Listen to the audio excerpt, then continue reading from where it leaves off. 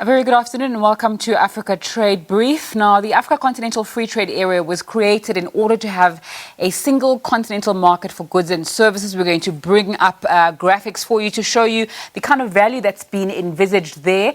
That agreement was signed in March 2018 in Rwanda and came into force at the end of May 2019. This graphic from the World Economic Forum that we've got up right now shows $2.6 trillion in Africa's collective GDP, among other things, and shows the potential for this continental free trade area. Now, the Africa Continental Free Trade Area is set to cover a market of more than 1.2 billion people and up to $3 trillion in combined GDP.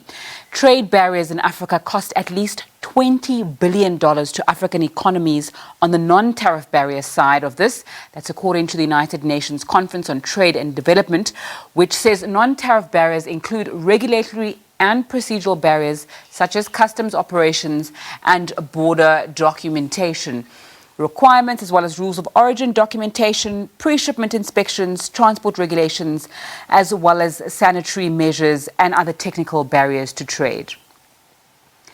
Barriers to trade also include the following. We've put up a graphic for you from Abebe Abebayu, who says that productive capacity and the fact that Africa's economy is overly dependent on production and export of primary products. There's also limited capacity in manufacturing sectors. Let's take a look at the other barriers that he says are there to intra-Africa trade, and also the Africa Continental Free Trade Area is there to deal with these kind of challenges. Inadequate infrastructure. There are no internal networks or very few internal networks to allow for proper intra-Africa trade. There's limited networks of road, rail, air and waterways. Transport costs are some of the highest in the world. If you're in South Africa, you also know that very well. Low quality of transport networks limits interconnectivity and the amount of trade that countries can do with each other.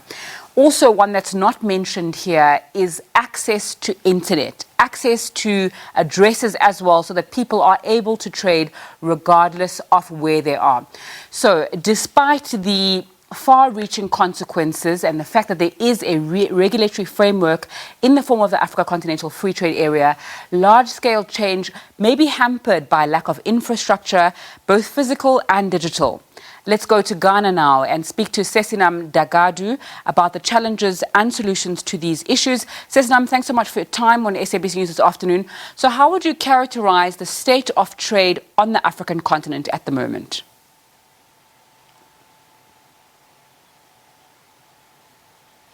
Good afternoon, Sesinam. I can hear you. Thanks so much for your time.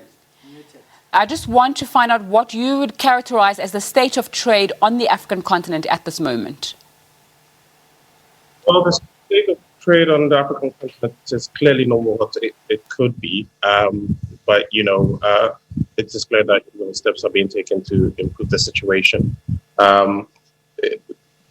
COVID has also, made sure that people are very much aware of the importance of the intra-African sphere. Mm-hmm. It's not where it should be, but it's on the way there. So what would you say is the largest challenge to trade on the African continent? Well, ironically, when it comes to trade on the African continent, I think we are our own worst enemies. The barriers to trade,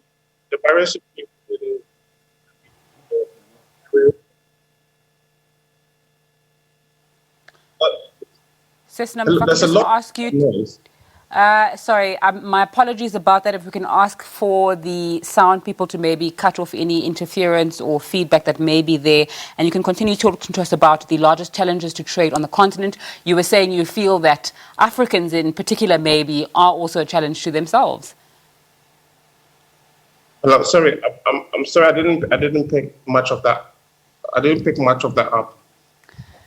You can continue answering about the challenges to trade on the continent. Okay, yes, it's much better. So there are lots of problems at the borders with tariffs and corruption, petty corruption at the borders, where the effects of tariffs are exacerbated by unnecessary controls and delays. So yeah, so that's one problem. There's also the big problem of not African countries not being connected well enough, right? So it is hard to get from take my country for example, right? You have direct flights from Ghana to only about 6 or 7 other African countries, while in Europe you could easily expect to have, Sesinam, my flights to trade. apologies for cutting you at this moment. We are going to go to Prince Mangosuthu Buthelezi speaking about the death of the regent of the Amazulu nation and perhaps